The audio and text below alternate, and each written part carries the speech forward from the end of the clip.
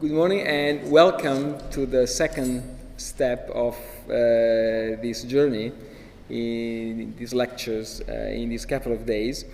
The topic of this morning is Pope Francis and the Church of today, and I don't think the choice of this date was done knowing that today it is 2 years from the resignation of Pope Benedict, which was a stunning moment in the life of the Church. So this is the 2-year mark of that transition, which brings me to the title of my book that Polis Press will publish that next month, Pope Francis, Tradition in Transition. So in a sense, what happened in these last couple of years is a transition in different phases. So there's the transition, so those 4 weeks between the announcement of the resignation of Pope Benedict on February the 11th, 2013, until the election of Pope Francis on March 13th. So that is phase 1 of the transition. There's a second transition that it's still going on, and I think we will see the end of the first implantation of this Pope Francis pontificate in this year with the second leg of the synod next October. But there is a bigger transition that it's going on. I think that Pope Francis has inaugurated a new moment in the life of the Church. So we will focus this morning on a few key ideas that I think are crucial to understand not just Pope Francis himself or just his pontificate, but what's happening in the Church at large. I remember those days, so I got this call from Italy at 5:15 a.m. in Minnesota with one of my colleagues in Bologna screaming, si è dimesso, he resigned. And she couldn't believe. I couldn't believe. So that was the beginning of an extraordinary a series of weeks, and by the way, also the change in my sleeping pattern forever. That was because since that moment, I have decided that to know what's happening in Rome, I cannot rely on journalists who don't speak Italian. I need to know what's happening when it's happening. So that means waking up very early, usually. So the first fact that we have to remember when we try to understand this transition is that the resignation of Pope Benedict is not something that happened in the past, but it's something that is still happening. He's still alive. So it's a resignation that is going on, that is having an effect on the Church. It was one of the big bets of those couple of weeks. I mean, after he resigned, when in the Catholic Church nobody really knew what the script was. So, as you know, the Code of Canon Law is very clear on the fact that the Pope can resign. So there's no doubt about that. But nobody knew what was going to happen if a pope resigns. So from a liturgical point of view, from a media point of view, from an organizational point of view, that was, completely improvised. So it is something that is working. So we have a pope and a bishop emeritus of Rome, as Pope Benedict said in an interesting interview with a German newspaper in November. He said, I wanted to be called Father Benedict, but somebody else decided that I was going to be called Pope Emeritus. So that says a lot about the complicated nature of that transition, how complicated it is, and how many things we don't know yet exactly of those details. And so it's a transition that is still unfolding. And the first formal act of this transition after the resignation of Pope Benedict was the conclave. And it's an interesting conclave because it's one of those conclaves in church history that is really open, that there's no real favorite candidate, there's no front runner. It was an unprecedented situation when the previous pope had prepared the conclave and he's still alive. And the conclave knows that this pope who has resigned is not very far from Rome. So it's a very interesting dynamic.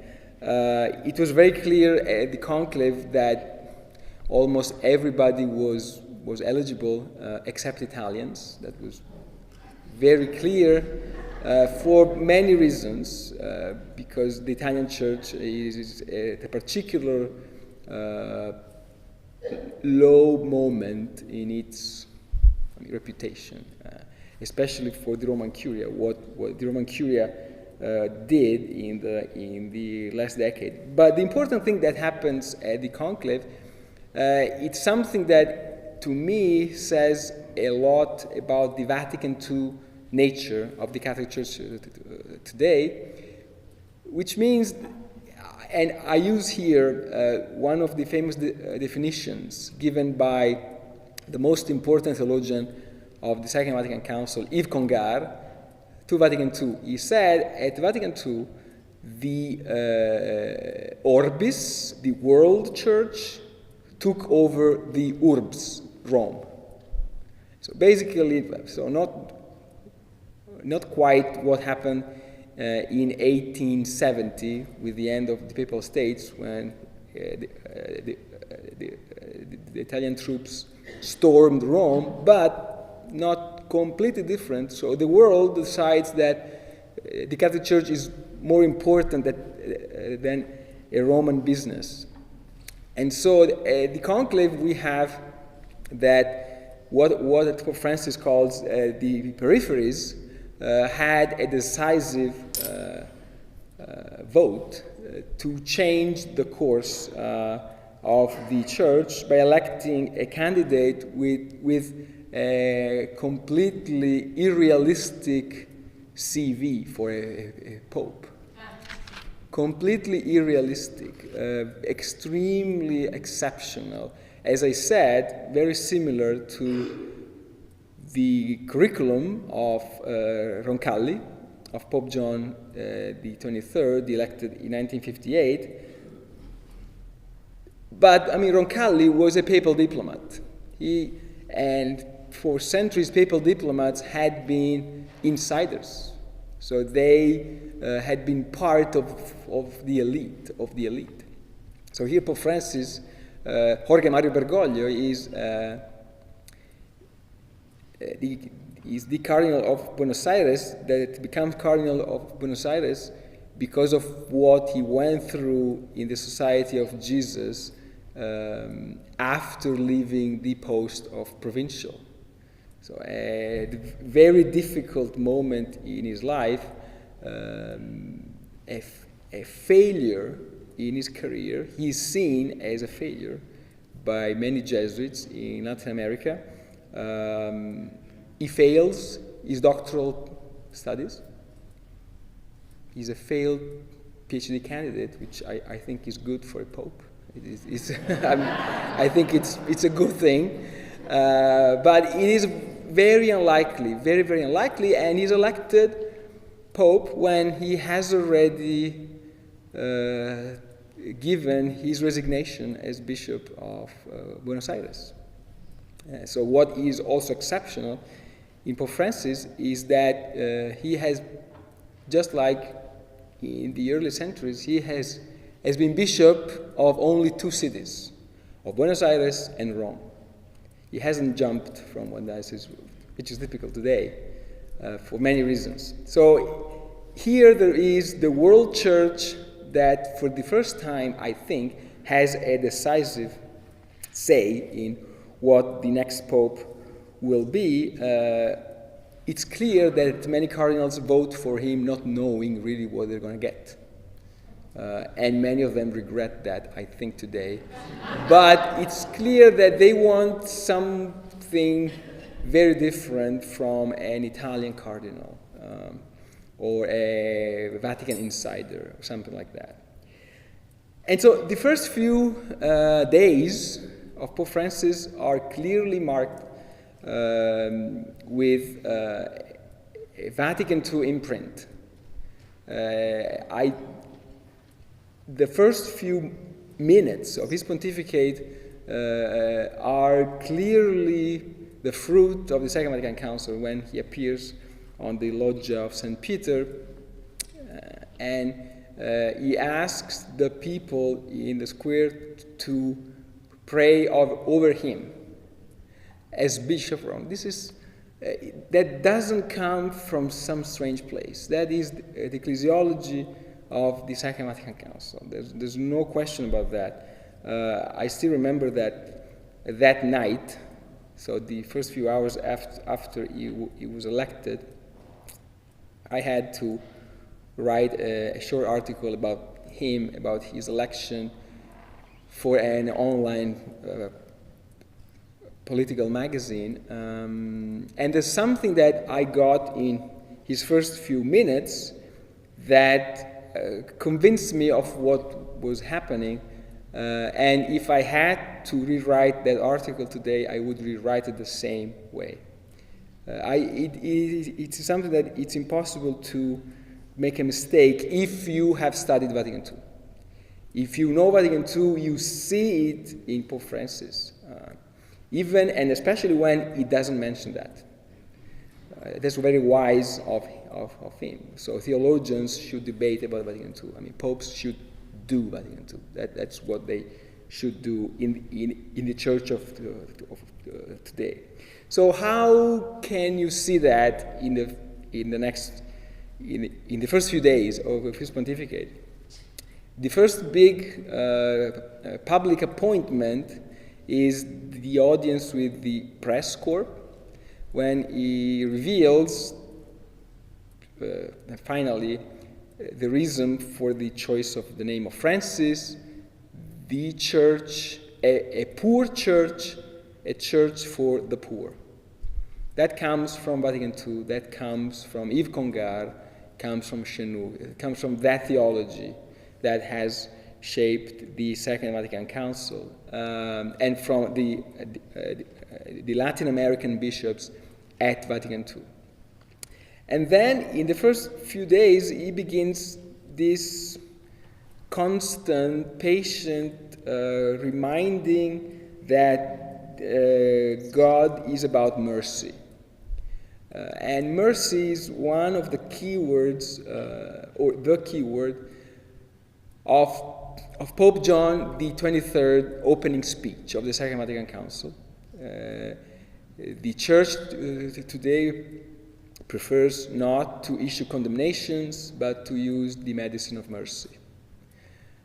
It is something that is there very clearly. So this idea of the Church that doesn't have a choice whether to be merciful or not. That's not a choice that it's up to us to make. It's a choice that somebody else did already. And after that, there is a constant way of him of explaining what he means by that. And I think that what happens with Pope Francis is an opening of new scenarios that I would group in 3 categories.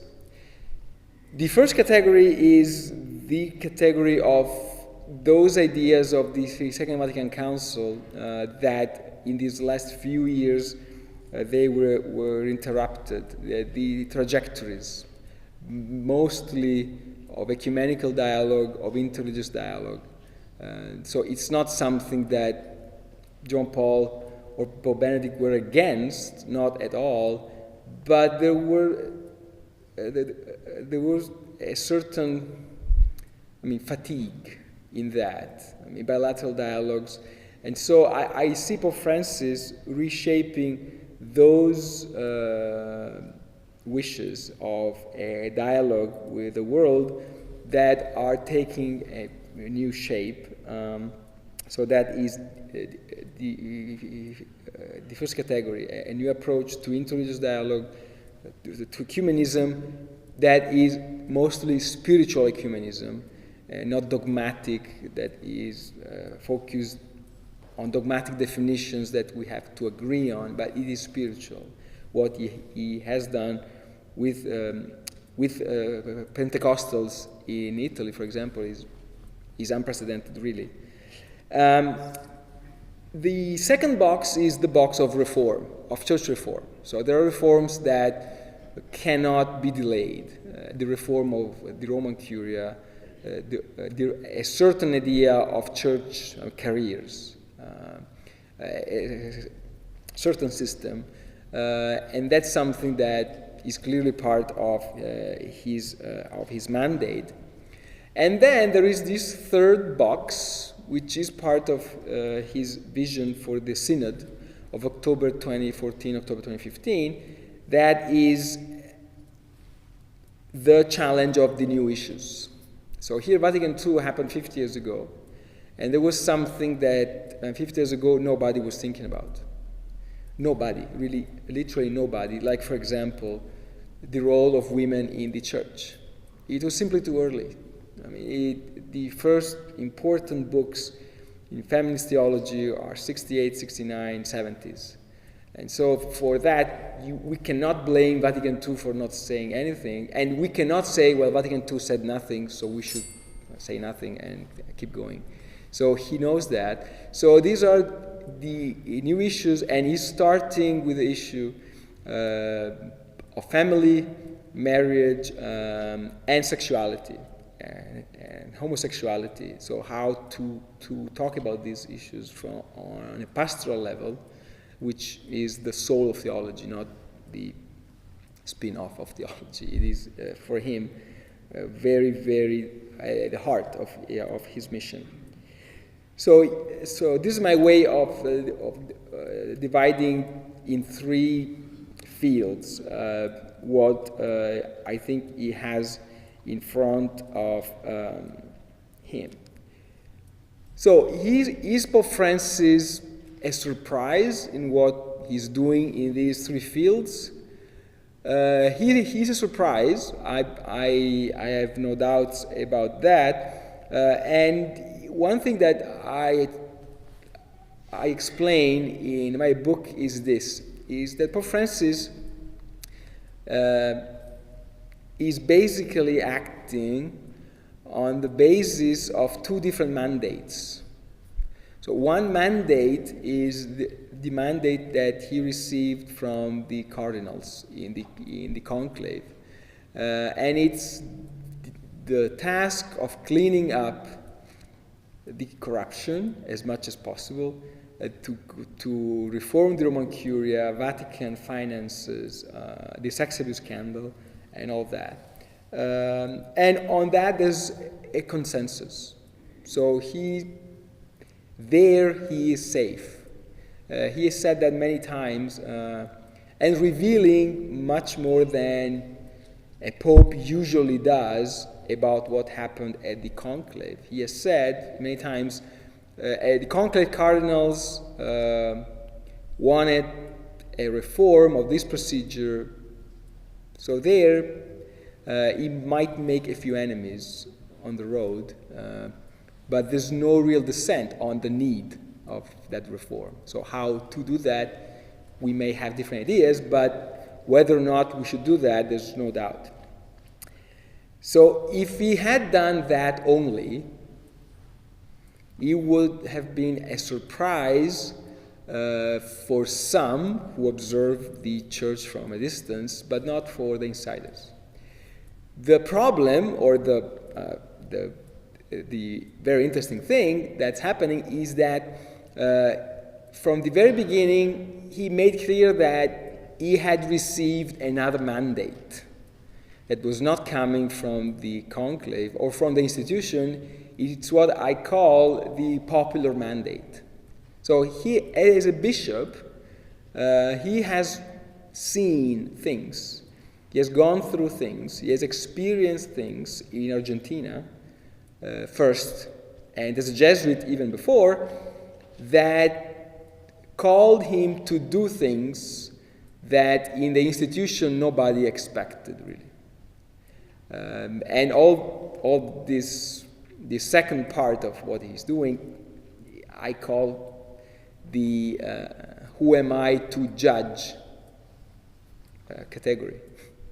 So if one person is gay and he's seeking God with his heart in good faith, who am I to judge? Which is one of the most shocking things that for a certain type of Catholic a pope might say.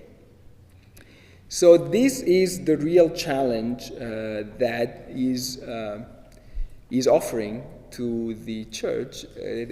That is where he's making some enemies. In some churches, especially in some church quarters, especially some circles, some church climates. So all that said, Pope Francis is a great reformer. He's a great reformer. He has done things that nobody did before him. I'll just give you one example. 4 weeks after his election, exactly 4 weeks, on April the 3rd, 2013, he created this commission of cardinals from all over the world to help him govern the world church. So that's something that nobody did before him, because that means basically telling the Roman Curia, you are fired, basically. That's something that no pope did before, because he said, I need a small group of people with experience from different parts of the world who can help me govern the Catholic Church above the Roman Curia. Right?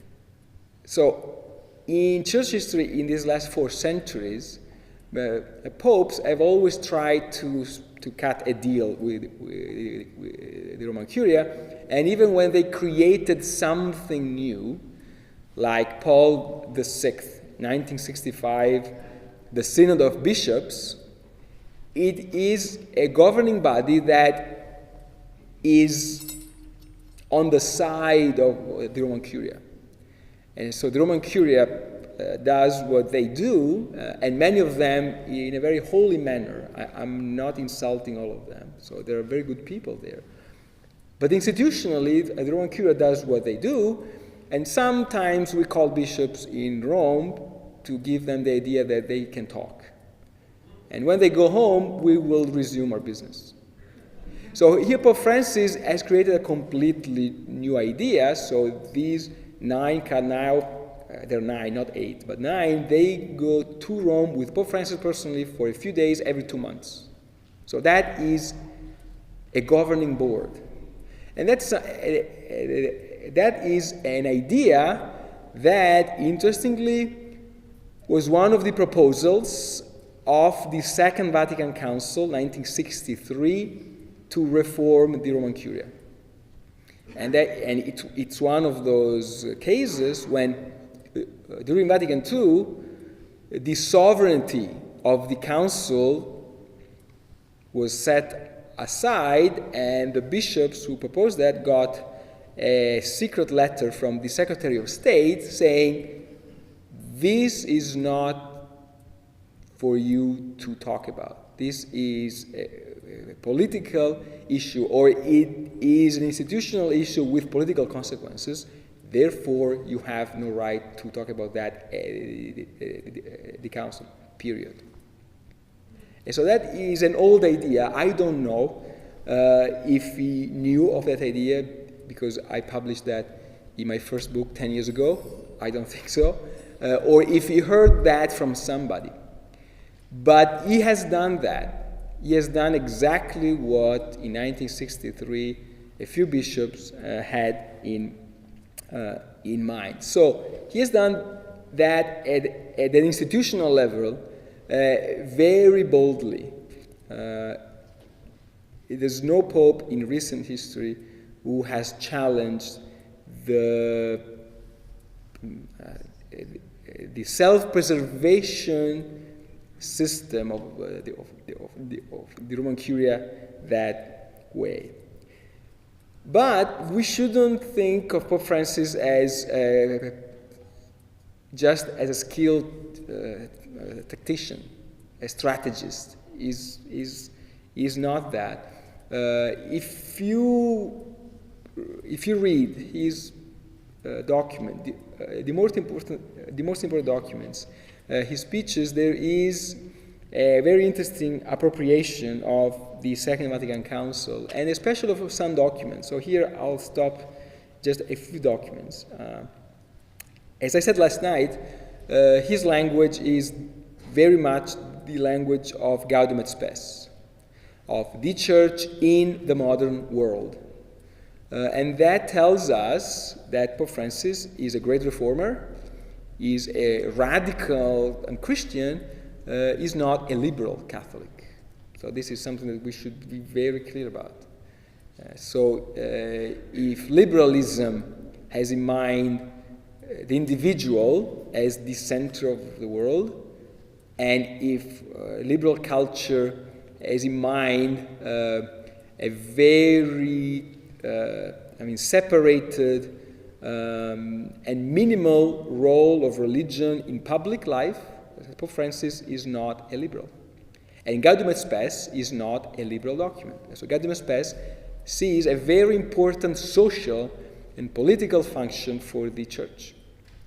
It is a responsibility more than a power. It is a calling. So that doesn't mean that for Gaudium et Spes, the church should go back to the Middle Ages and be in charge of everything. Not at all. The contrary, but it is a document where the church is interested in everything humans go through. That is not liberal thought. It's a radical Christian thought. And so Gaudium et Spes is everywhere in his language. In a few cases it is quoted, mentioned, some cases it's not. But the most important document of Pope Francis, the exhortation of November 2013, Evangelii Gaudium, from the very title, Gaudium et Spes is there. And in the text of the document, there is the quotations from Gaudium et Spes and a very long quotation from the opening speech of Pope John of the Second Vatican Council. So he is a Pope of Gaudium et Spes. One of the interesting things is that Gaudium et Spes was the least quoted, almost never quoted document by Pope Benedict as a Pope, who had a very difficult relationship with Gaudium et Spes. If at Vatican II, Pope Benedict, Joseph Ratzinger, and many other German theologians, they didn't like Gaudium et Spes for complex theological reasons. And that's something that spilled over his pontificate. With Pope Francis, we have a very interesting, comeback of Gaudium et Spes, the most typical document of the Second Vatican Council, the most exceptional, the most peculiar. Another document that tells us how theologically inspired Pope Francis is by Vatican II is that he often quotes from paragraph 11 of the decree on ecumenism, Unitatis Redintegratio, that says that in Catholic theology there is a, quote, hierarchy of truths. So that not everything is at the same level. So you cannot, when you talk with non-Catholics, you cannot start with the papacy or with papal infallibility. So there is a hierarchy of truths, and that's true, and that's very important, not just when we talk with non-Catholics, but especially when we talk with other Catholics, which is the most difficult thing sometimes. So this is a driving principle for him when he tries to make a new case for the credibility and the validity of the church teaching. That passage is very, very important. Very important is his use of the Constitution on revelation, on Scripture, Dei Verbum. So this pope is a very interesting pope, also because he preaches every morning. So for centuries, popes have celebrated Mass every day, but for them, or for the secretary, or a small group of people. So here Pope Francis has every day in Santa Marta, in the chapel of Santa Marta, real people there. He preaches every day. Yes, he preaches there, and every homily is published. And goes online every day, thanks to Vatican Radio. They're doing an incredible job there. With Pope Francis, is much more difficult, much more challenging. He preaches every day. In the exhortation, in Evangelii Gaudium, there's a long section on the homily, how the homily should be. I'm sure that he had to listen to a lot of bad homilies. And so he's very focused on that. The Vatican congregations issued a new directory last month, guidelines for a good homily. It's also something that, Pope Benedict said famously that all Catholicism survives despite a lot of bad preaching every Sunday. So he is aware that a certain liturgical reform has worked, what he said last week to the Roman clergy on the liturgical reform and against the nostalgics of the pre-Vatican II reform are simply stunning. Stunning. He said you shouldn't look for the old Latin preconciliar Mass just because you have psychological problems. That's something. That is really something. So his appropriation of the liturgical reform is full. He's very smart, so he never said anything on Pope Benedict's motu proprio of 2007 that restored the preconciliar rite. He never said that. He always praised that decision. He has to. But he made clear that he's not interested in the business of nostalgia. He's looking forward. So he's not a pope for liturgical improvisations. But there's no sense in him in going back to a fictional past. And finally, the document on non-Christian religions. As a bishop, he has experienced a lot in Argentina, which is a very important place for world Judaism, a very deep relationship with Jews there and Muslims there.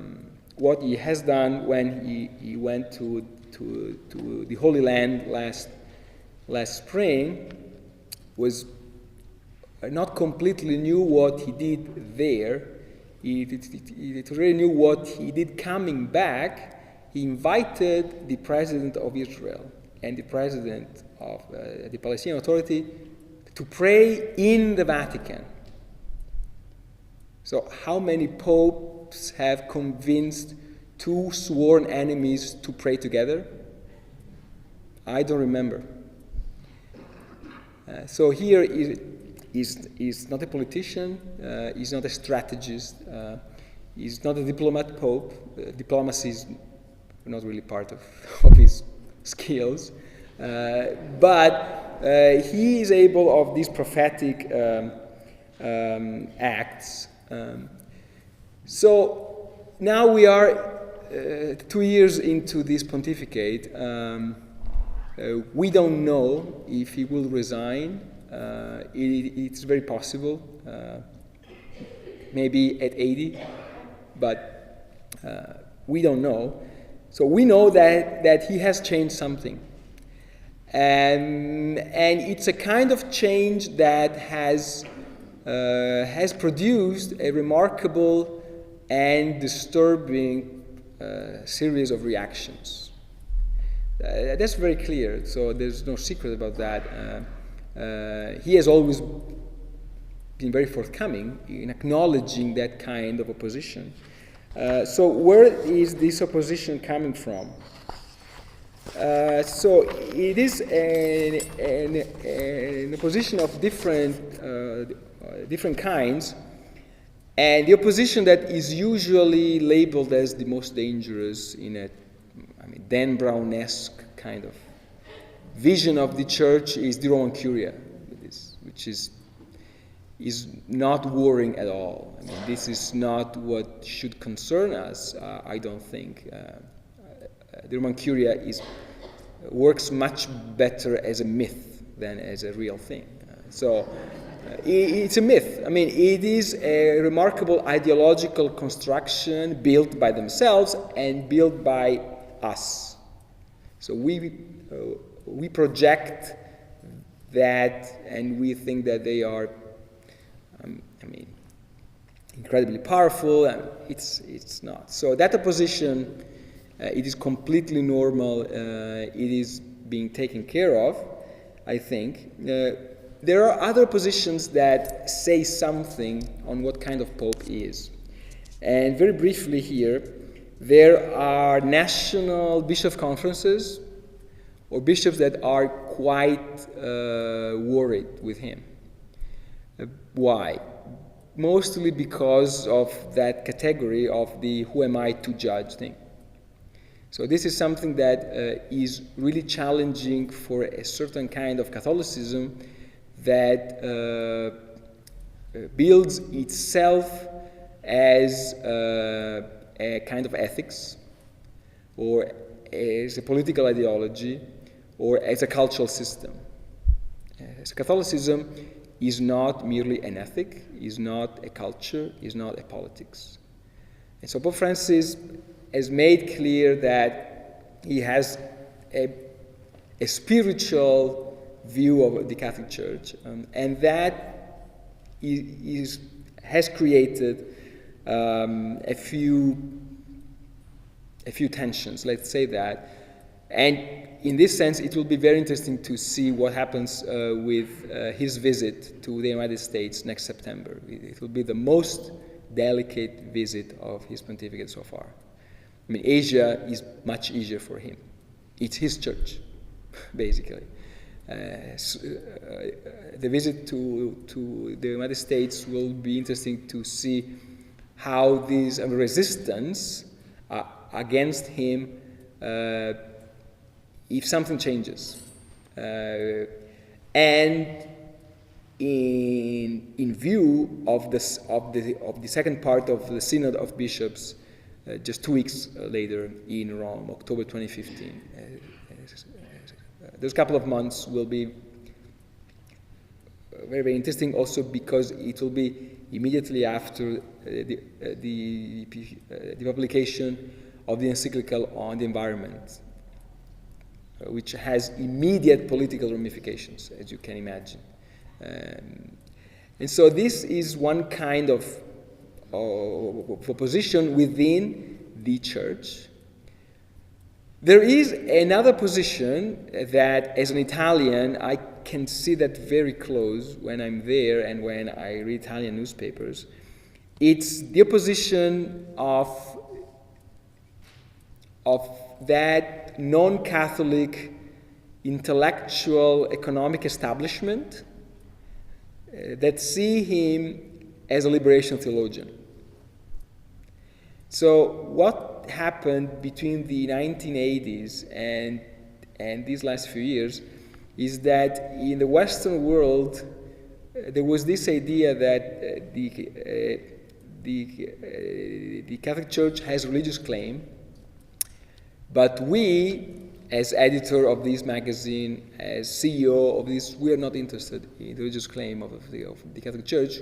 We are interested in the Catholic Church as a spiritual pillar of a certain way of understanding the world from the point of view of the Western establishment.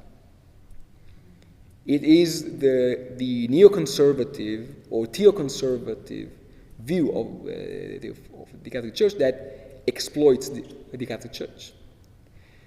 So that happened with John Paul II because of the Cold War. In the 80s, Latin America, we all know that. With Pope Benedict, because it was immediately after 9/11. And so this threat of Islamization of Europe, spiked some public intellectuals in Italy, in Europe, in the United States, to say, well, I'm not Catholic, but we should all be Catholic politically. It's the only chance we have to survive these challenges. And so Pope Francis is not interested in being part of this scheme. That's very visible in some editorials of important European newspapers. It is something that reminds me of the reaction when Pope John in 1963 published the encyclical on peace, Pacem in Terris. I've studied many years ago the diplomatic reports of some Western diplomats reacting to that, and they were saying this Pope is destroying NATO, is delegitimizing what we are doing, using the Catholic Church as a fig leaf, as an alibi. And so Pope Francis is not interested in that at all, and so there are reactions in those environments, in those boardrooms, in those newspapers, in those intellectuals. Now, to conclude, I think that here what is happening with Pope Francis is interesting for theologians, for Catholics, and for everybody who's interested in understanding what the Catholic Church are two things. First is an issue of what I would call geo-theology of the Catholic Church. So not geopolitics, but geo-theology. So what's happening is a huge epoch-making shift of the center of the Catholic Church from the northern hemisphere, especially Europe, towards the south and east of the world. So that is something that it just started. It's something that will have consequences in the next century. As you know, that will be interesting to see because Europe is culturally seen the cradle of Christianity, even if Jesus never set foot in Europe. But culturally, that's the idea. So Europe has created Christianity, Catholicism. And so that move, what that means, we will see. And there's a second issue, which brings me back to what I was saying last night, is that an interpretation of Pope Francis is consciously or unconsciously tied to a certain interpretation of these last 50 years of the Catholic Church. So it seems to me that unconsciously, those who like Pope Francis, they have internalized, they have accepted the Church of the Second Vatican Council. Not surprisingly, those who don't like Pope Francis are skeptical. They are not entirely convinced of what Vatican II is. So there are certain issues that don't overlap completely, but it is a parallel that works a lot, it seems to me, to understand what Pope Francis is and what is the reaction of the Church to what is happening here. As I said, it is just the beginning, but it has been for me a great blessing to be able to work, to observe this in these last couple of years. As Woody Allen said, much of success in life is showing up. 80% of success in life is showing up. I had the fortune of teaching theology, of being able to follow what was happening with Pope Benedict, resignation, the election, and the beginning for Francis. I've learned a lot, and I'm trying to make my contribution to make this pontificate understood, making very clear that it's, for a scholar, it's not easy to be objective with Pope Francis. It's not easy to be objective. It is a very captivating figure. It's not easy to be neutral or to. So here, this book is more a book of theology than as a distant, detached view of an historian. But all that said, I think it says something on these last couple of years. Thank you, and I'm looking forward to your questions. Thank you.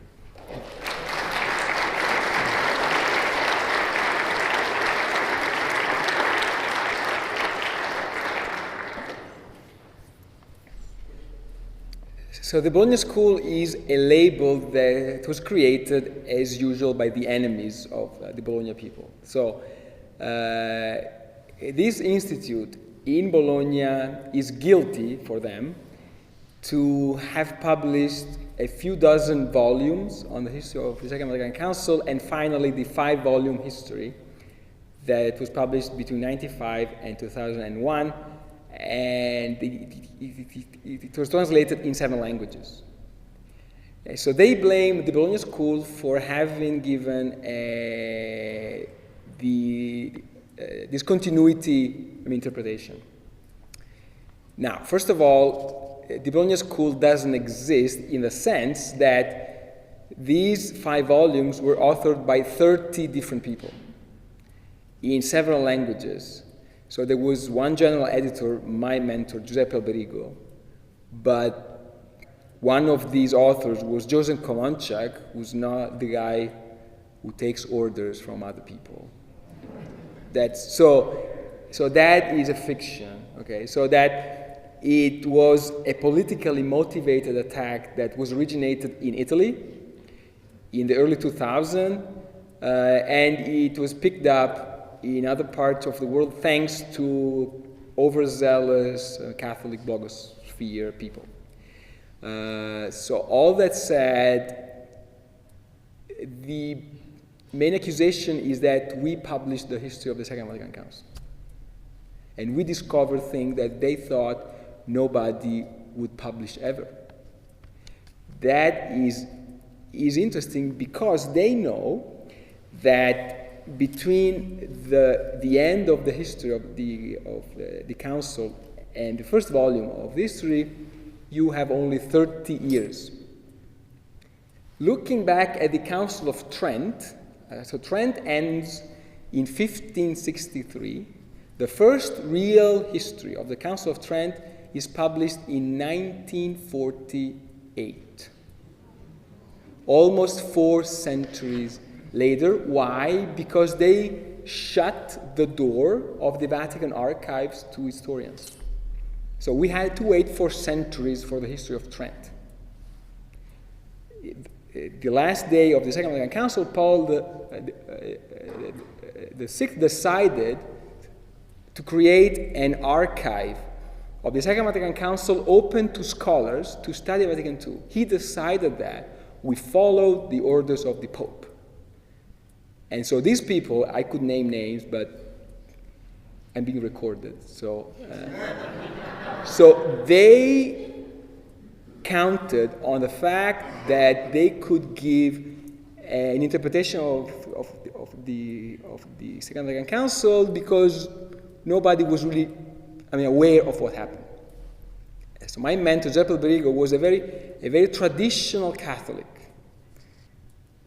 Very traditional. He had no interest in new dogmatic definitions or even feminist theology, to be very honest. Not at all. So to blame him of that is science fiction, really. Now, Pope Francis has no connection whatsoever with the Bologna School. There's no connection with that kind of work. He's not an historian. He's not an academic. So why do they say that? Because they are feeding this narrative of the conspiracy. And so liberal historians, Jesuits, and then you can add the CIA or somebody else in this conspiracy. So there you go, you have Pope Francis destroying the church. So this is the idea. And so Pope Francis is not interested in the controversy about Vatican II. Not at all. That is, for me, the evidence that Vatican II is there, and it's out there, and nobody has a control of it, on it. Even less historians. So each of those 5 volumes costs $80. So it's not something that you produce to influence people. $400 for a historical work of 4,000 pages. It is absurd. But I appreciate this question because that is really part of the... So when they tell me you are a product of the Bologna School, I take that as a compliment, as a badge of honor. But all that said, the Bologna School is just like saying the Canadian hockey players. How many teams you have? I have no idea.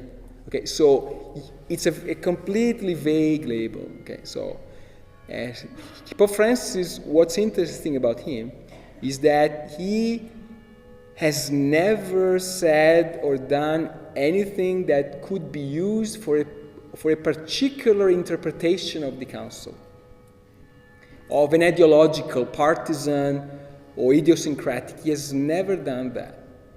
That is a great thing.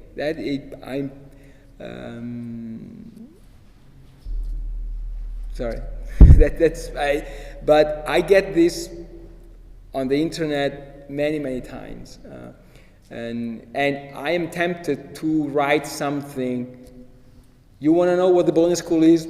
This is, but I think it would, feed the beast, and I don't want to feed the beast on that. So let me explain the surprise. So the surprise is because in the Catholic mentality, there's this idea that something happens interesting in the Catholic world, and then this thing arrives in Rome, and it becomes domesticated. It is good food, good wine, I don't know, but it goes there and it loses that energy. So that hasn't happened with him. So that's the surprise.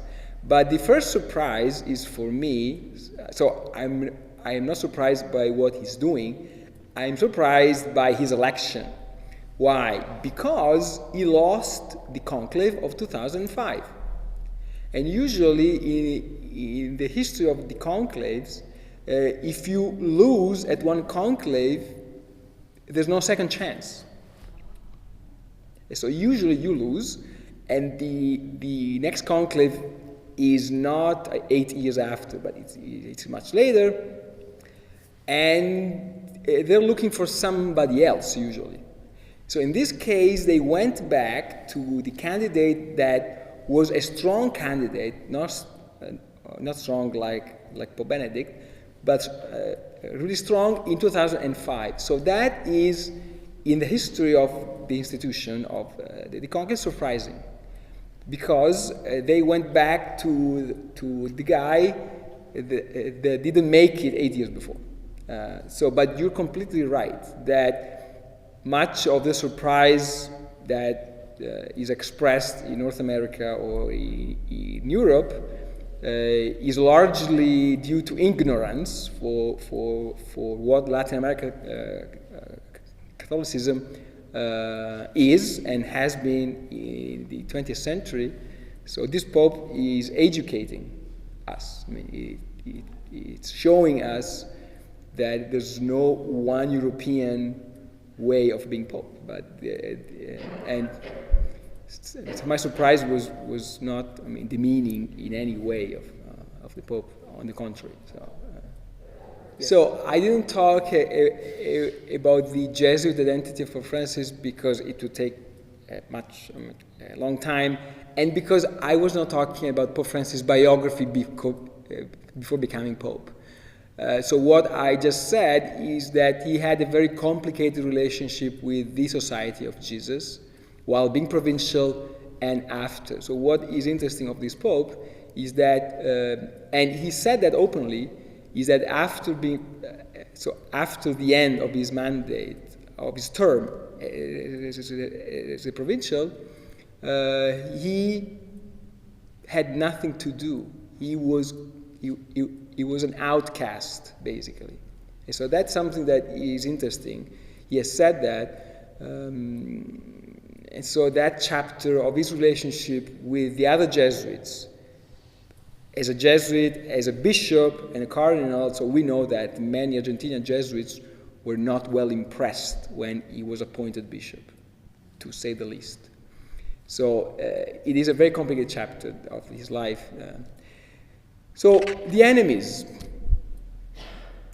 there are, and they are proud to do that. So if you check the Twitter feed of the Apostolic Nuncio to Ukraine, which is an important place right now to be the voice of the Pope, he tweets daily against Pope Francis. And Pope Francis is his boss. So I would call this guy just an enemy of Pope Francis. Well, if I teach in my university, I cannot tweet every day against my president. And not just because she would fire me, but because it's unethical. So who are you speaking for in Ukraine where they are desperately looking for some hope?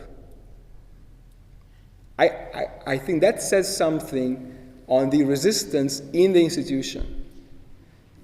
So when a cardinal says, I'm going to resist because what Pope Francis is doing is breaking the unity of the Church, that is simply new, unprecedented. So I don't think that they are conspiring to kill him. I don't think so. But what you see is a clear environment in some places of an opposition to the Pope that I have never seen, as an historian, in recent pontificates against John Paul, against Pope Benedict, at that level. That is really new. So I don't think that they do that because they hate him personally, so they think they serve the Church in that way, but the tone, the words they use, the literary genre of that sentiment is new.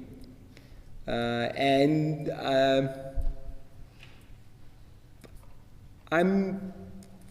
just observing that. it is something that worries me, because usually these people are people who have said for decades that the most important thing to be Catholic is to obey the Pope. But when they receive a Pope whom they don't like, they become liberal Catholics, and they say, well, that is something that there's a lack of ethos there that I find, let's say, remarkable. It is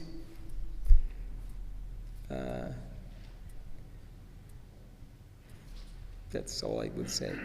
So I think we have Mass at 11:30. So I was advised that it was wise to give us some time, right? If you want to come here, I don't know.